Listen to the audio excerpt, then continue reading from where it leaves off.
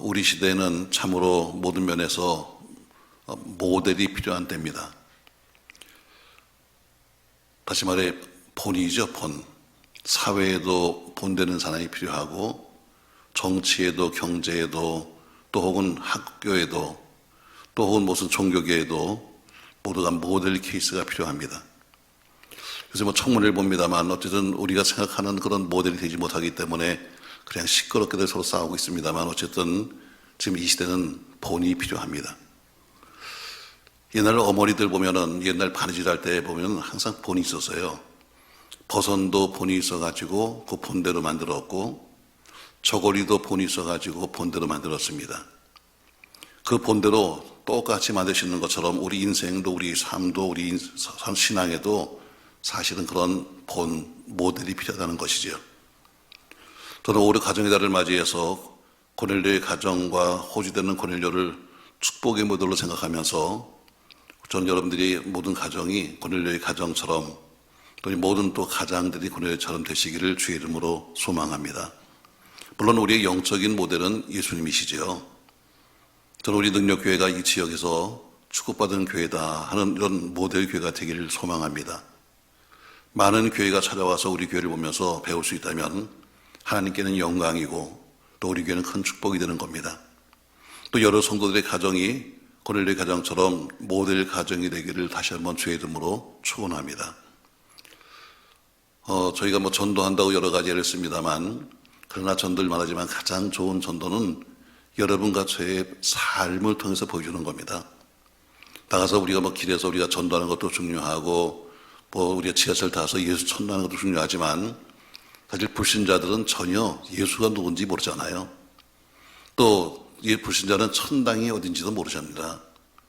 전혀 모르는 사람에게 천당 가세요 이 얘기는 전혀 모르는 소리고 그들에게는 지금 현실적인 문제, 현실적으로 보이는 것밖에 안 보이죠. 불신자들에게는. 그들에게는 여러분과 저의 삶을 보이는 것이 최고의 전도입니다.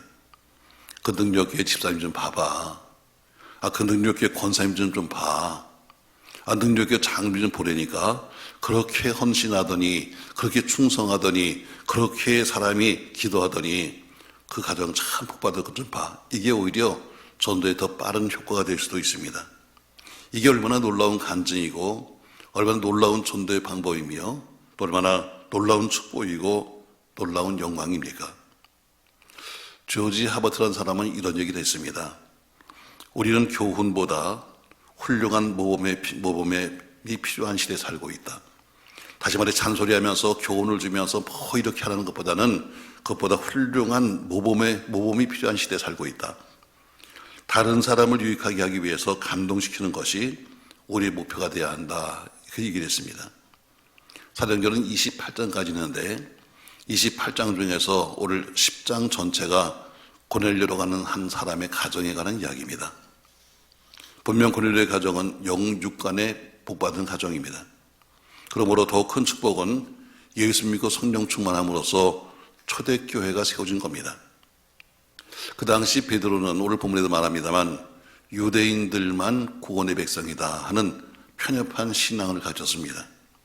또 그것이 일반적인 유대인들의 생각이었습니다. 그래서 유대인들 말하기를 하나님께서는 이방인들을 왜 만들었을까? 지옥의 땔감을 쓰려고 만들었다 할 정도로 유대인들만 구원받았다고 생각했습니다. 그러니까 유대인들은 예수 믿고 천당 간다. 그러니까 유대인들에게만 전도했고 이방인에게는 전도뿐만 아니라 선교하는 것은 꿈에도 생각하지도 못했습니다. 그런데 오늘 사도행전 10장을 통해서 고넬료 집안이 구원을 받으면서 초대교회는 유대인들의 종교가 아니라 이런 모든 사람의 종교로 바뀌게 됩니다. 아마 오늘 사도행전 10장의 역사가 없다면 초대교회는 유대인들만의 종교로 끝났을 겁니다. 그러나 하나님은 유대인들만의 하나님이 될 수는 없는 거죠. 그래서 하나님이 이 일을 누구한테 맡기나, 다시 말해 유대인만 아니라 이방인까지의 복음을 어떻게 전할까 하시다가 선택받은 사람이 고넬료입니다. 고넬료는 참으로 멋있게 쓰임받았고 아름답게 쓰임받았습니다. 이 사도행전 11장부터 다음 장부터 초대 기독교는 세계 선교의 문이 열리기 시작하고 그 축복으로 여러분과 저도 오늘 구원을 받은 겁니다. 하나님께 쓰임받는 사람과 하나님께 쓰임받는 가정, 축복된 가정이죠. 우리 모두 섬기는 가정도 가족도 고넬료의 가정처럼 쓰임받는 은혜가 있기를 주의 이름으로 축원합니다. 그러면 믿음의 호주였던 고넬료는 누군가? 오늘 저는 고넬료 소개하면서 그런 가장, 그런 부모가 되기를 주의 이름으로 소망합니다. 자, 그럼 믿음의 호주인 고넬료는 누구냐? 여러분의 가정의 호주가 믿음의 가장이 되고 하나님 앞에 한 가정의 제사장이 된다면 그야말로 큰 축복입니다. 전 여러분의 가정이 구원받을 때 여러분의 가정, 여러분의 집의 가장이 여러분 집안의 제사장이 되고 여러분 집안의 가장이 믿음의 호주가 되었으면 참 좋겠습니다. 하나의 미리 땅에서 죽으면 많은 열매를 맺는 것처럼 가정에도 교회에도 하나님 앞에 썩은 미랄과 같은 재물이 있다면 반드시 그 가정은 하나님의 복을 받을 수밖에 없는 것입니다. 사랑하는 교회 여러분, 오늘 이 말씀을 듣는 여러분과 제가 우리 가정의 고넬료가 되게 하십시오 하고 그렇게 기도하시기를 주의 이름으로 바랍니다. 하나님의 제단에 번제물이 있으면 반드시 불로 응답하시는 것처럼 저와 여러분이 섬기는 가정, 자녀, 교회 혹은 이민족을 위한 번제물이 됨으로써 하나님의 귀한 역사가 있기를 주의 이름으로 축복합니다. 옛날 평양에 아주 유명한 박수무당이 있었습니다. 박수무당은 남자죠. 그 이름이 백상경 씨라고 하는 무당이었습니다. 그는 쪽집게 무당이었습니다. 그래서 보니까 아주 엄청난 재산을 모았지요. 영화 속에 살던 그 박수무당이 어느 날 병들어서 죽게 되었습니다. 죽음의 문턱에서 결국에는 전도를 받고 그 박수무당이 예수를 영접하게 되었습니다. 그런 귀신을 섬기던 것처럼 열심히 주를 섬기며 기도했습니다. 이제는 귀신 충만이 성령 충만으로 바뀐 겁니다. 그는 너무나 감격스러워서 전 재산을 교회에 건축에 바치고 그 교회에 사찰이 되었습니다. 그 박수무당이 변화받은 백성경 씨의 아들이 누구냐 하면 바로 문교부 장관을 지내다가 연대 명예총장을 하셨던 바로 고 백낙준 백사가 그 바로 박수무당의 바로 아들입니다. 다시 말해 아버지의 변화가, 아버지의 신앙의 변화가 아들을 큰 사람으로 만든 거죠. 오늘 본문의 고넬료도 마찬가지입니다. 고넬료가 본이 되었고 모범이 되었을 때 우리 고넬료처럼 살면 반드시 고넬료의 가정의 복을 받게 될 것이고 또 쓰임받게 될 줄로 믿습니다. 자, 그럼 고넬료는 어떤 사람인가? 오늘 본문에 2절에 이렇게 말씀하고 있습니다. 2절 말씀 보시죠. 그가 경건하여 온 집안과 더불어 하나님을 경외하며 했습니다. 고넬료가 어떤 사람이냐? 그는 경건해서 온 집안으로 더불어 하나님을 경외하였다 했습니다. 고넬료는 그 시대에 세계를 주름잡던 로마의 군대 백부장이었습니다. 당시나 지금이나 군인이란 그 직업이 신앙생활을 하기가 쉽지 않은 직업입니다. 그러나 그는 환경을 초월하는 신앙이 있었습니다. 다시 말해 군대라고 하는 특수한 상황, 군이라고 하는 그런 특수한 계급이 아니라 그런 모든 것을 초월하는 환경을 넘어서는 신앙을 가졌다는 것이죠. 여호와를 경외하는 삶이라는 것은 하나님을 공경하고 두려운 마음으로 섬기는 것을 말합니다. 마치 임금님 앞에서 엎드려 있는 신하의 모습이 공경하는 모습입니다. 하나님을 어때요? 그런 모습으로 경외했다는 것이지요. 하나님을 경외하는 자는 반드시 축복을 받지만 하나님의 이름을 만홀히 여기는 자는 반드시 저주를 받게끔 되어 있습니다. 시편 128편 1절에 보니까 이렇게 말씀합니다. 여호와를 경외하며 그 도에 행하는 자마다 복이 있도다. 네가 네 손이 수고한 대로 먹을 것이라. 내가 복되고 형통하리로다. 네 집 내실에 있는 내 안에는 겨실한 포도나무 같으며 네 상에 들린 자식은 어린 감람나무 같으리로다. 이 시편 128편은 시편에 나오는 바로 오복이라고 말합니다. 바로 네 손이 수고한 대로 가장의 복이요, 또 결실한 포도나무는 아내의 복이요, 어린 감람나무는 자식의 복인데 온 집안이 복을 받을 뿐 아니라 그 뒤에 가면은 시온과 예루살렘 믿음의 복까지 해서 바로 시편의 오복이라고 말씀하고 있죠. 바로 그 가정은 하나님을 경외하는 가정이었다 이렇게 말씀하고 있습니다. 본인이 하나님을 경외하니까 온 집안으로 하여금 하나님을 경외하도록 만드는 그런 가정이었습니다. 두 번째 고넬료는 어떤 사람인가? 다시 2절에 보니까 그가 경건하여 온 집안과 더불어 하나님을 경외하며 백성을 많이 구제하고 해서 두 번째 보니까 백성을 많이 구제했던 사람이라고 말하고 있습니다. 그 당시 고넬료는 로마의 군인입니다. 유대인과는 아무런 상관이 없는 사람임에도 불구하고 그런 어려운 유대인들을 그냥 두지 않냐고 구제했습니다. 고넬료는 아직 예수 믿는 신자가 아닙니다. 다만 유대 종교의 영향을 받아서 그냥 하나님을 공경하는 그런 수준 정도지 그런 어떤 특별히 예수를 만난 적도 없었습니다. 그러니까 그냥 양심적인 종교인이었습니다. 그러나 그런 불쌍하고 가난한 사람을 보면 견딜 수 없는 선한 마음과 행함이 있었던 사람이었습니다. 시편 37편 25절에서는 이렇게 우리에게 말씀하고 있습니다. 한번 같이 한번 보실까 여러분 읽겠습니다. 내가 어려서부터 늙기까지 의인이 버림을 당하거나 그 자손이 걸식함을 보지 못하였도다. 저는 종일토록 은혜를 베풀고 꾸어주나 그 자손이 복을 받는도다. 아멘. 의인의 자식이 망하는 꼴을 본 적이 없다. 의인의 자식이 굶는 꼴을 본 적이 없다. 오히려 그들은 남에게 베풀어주고 꾸어주는 사람이지 의인의 자식, 부모가 잘 믿으면 자식은 잘 들 수밖에 없다라고 성경은 말하고 있는 겁니다.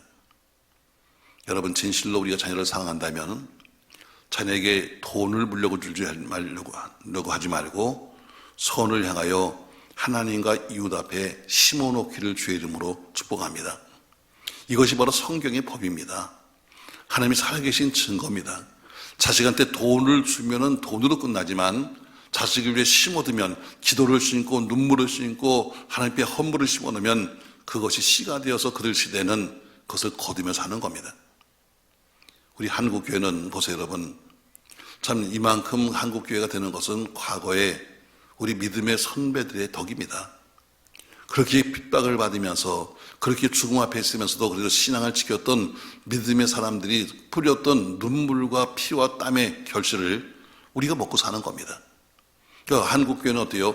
그 뒤에는 별로 한 것도 없는데 다 그들이 어르신들이 심어놓은 그 눈물을 먹고 우리가 이만큼 성장한 겁니다. 걱정스러운 것은 우리는 심지 않는다는 겁니다. 우리는 부모가 심어놓은 것을 다 걷어와 먹었지 자식을 위해 심지 않는다는 겁니다. 후대를 위해 심지 않죠. 교회가 후대를 위해 심지 않으니까 후대는 먹을 게 아무것도 없는 겁니다. 여러분 성경 말합니다. 진정 자식을 사랑한다면 유산을 주려고 생각하지 말고 선을 행하여 하나님과 이웃 앞에 심어놔라. 그러면 그 자식은 절대로 망하지 않는다. 언젠가 필요한 때 하나님이 거두게 하실 것이고 이웃을 통해서 거두게 하실 것이라. 이것이 하나님의 말씀한 성경의 법입니다. 악인의 종말은 좋지 않습니다. 좋을 리가 없죠. 선을 심으면 반드시 선을 거두게 되는 것입니다. 아주 오래전이죠. 서울여대 총장이 학교에, 서울여대가 이제 믿는 학교니까 예배당을 지어야 했습니다. 근데 그 당시 벌써 수십 년 전에 수십억의 돈이 필요했습니다. 근데 돈이 없었습니다. 간절히 기도했습니다. 그리고 하나님 교회당을 지어야 하는데 돈이 없습니다. 어떻게 수십억의 돈을 마련할 수 있겠습니까? 길 열어주세요 했는데 그 당시 갑자기 현대건설의 그 그룹의 회장이었던 정주영 씨가 생각이 난 겁니다. 정주영 씨는 불교 신자입니다. 근데 기도만 하면 자꾸 정주영 씨가 기억이 납니다. 그래서 할 수 없이 믿자야 본전이다 해서 그 서울여대 총장은 정주영 씨에게 기도하는 마음으로 전화기를 붙잡고 기도하는 마음으로 전화했습니다. 그리고 사정을 얘기했습니다. 전 서울여대 총장 누구입니다. 할아버지 우리 학교의 젊은 학생들을 육성시킬 예배당을 지어야 하는데 돈이 한 30억 정도 필요합니다. 그랬더니 정주영 씨가 하는 얘기가 당장 오세요.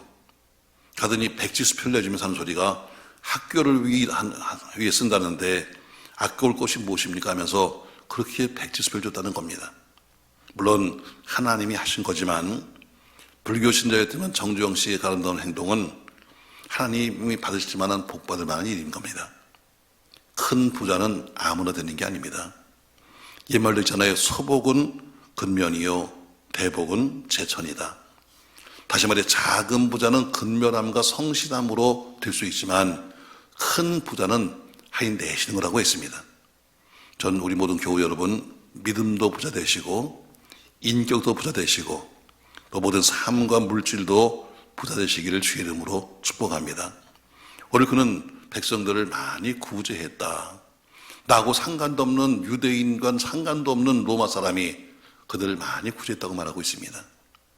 세 번째 고넬료가 어떤 사람인가? 그 뒤에 보니까 하나님께 항상 기도하더니 해서 고넬료는 항상 기도하는 사람이었다고 되어 있습니다. 여기 항상 기도한다는 것은 시간을 정해놓고 기도했다는 이야기입니다.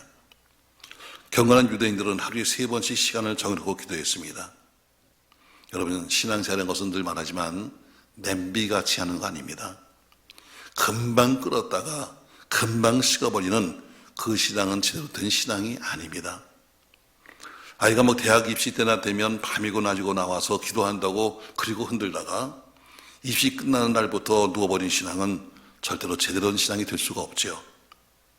부도난다고 질병걸려서 죽게 되었다고 때로는 울며 불며 악을 쓰다가 한 곱이 넘기니까 그나마 주일도 지키지 않고 놀러가 다니는 신앙은 그야말로 제대로 된 신앙이 될 수가 없는 거죠. 고난주간이니 부활 주일이니 행사성 기도에는 얼굴을 비치다가 평소에 기도하는 신앙은 절대로 제대로 된 신앙이 될 수 없는 겁니다. 월사 기도회 때 안수기도나 받겠다고 와서 머리를 디미는 그 정도의 신앙이라면 한번 재고해 볼 수 있는 그런 신앙이 되는 겁니다.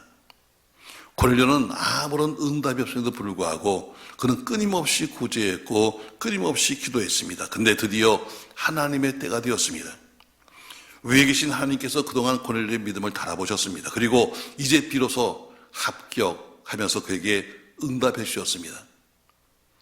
오늘 4절에 보니까 4절 말씀, 고넬료가 주목하여 보고 이르되 주여 무슨 일입니까? 천사가 이르되 네 기도와 구제가 하나님 앞에 상달되어 기억하신 바가 되었다. 다시 말해 이제 네 기도와 네 구제가 이제 합격되었다는 이야기입니다. 물은 반드시 100도에서 끓습니다. 99도에도 물은 끓지 않습니다. 100도가 돼야 끓는 겁니다. 응답받을 때까지 기도했고 응답받을 때까지 구제했습니다. 아브라함은 응답받은 25년 후에야 독자 이삭을 축복으로 낳았습니다. 대기만성입니다. 오늘 고넬료도 마찬가지로 그도 응답받을 때까지 기도했다는 겁니다. 네 번째 보니까 그는 겸손하여 하나님의 은혜를 사모하는 사람이었습니다.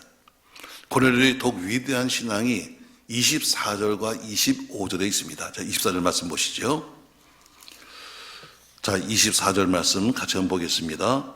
이튿날 가이사랴에 들어가니 고넬료가 그의 친척과 가까운 친구들을 모아 기다리더니 마침 베드로가 들어올 때 고넬료가 맞아 발 앞에 엎드려 절하고, 이게 얼마나 여러분 굉장한 건지 아십니까 여러분? 자, 이튿날 베드로가 가이사랴에 들어가 보니까 고넬료가 일가 친척과 함께 다 친구들을 모아놓고 은혜를 사모하고 기다리고 있습니다. 그리고 베드로가 그 집에 들어왔을 때 고넬료가 그를 맞아서 발 앞에 절했다. 이건 놀라운 겸손입니다. 로마의 백부장이, 식민지에 와서 지금 다스리고 있는 백부장이, 그것도 유대인, 그것도 못 배운 베드로에게 그것도 와서 문 앞에서 절을 했다? 이건 여러분 상상도 할 수 없는 이야기입니다. 그러나 그에게는 사모하는 마음이 있었습니다. 인간적으로 베드로를 본 것이 아니라 마치 주의종 베드로를 예수님이 오시는 것처럼 대접하고 있는 아름다운 신앙의 모습을 보이는 것입니다. 베드로 사도가 자기 집에 오기 전에 준비했습니다. 뭘 준비했습니까 여러분?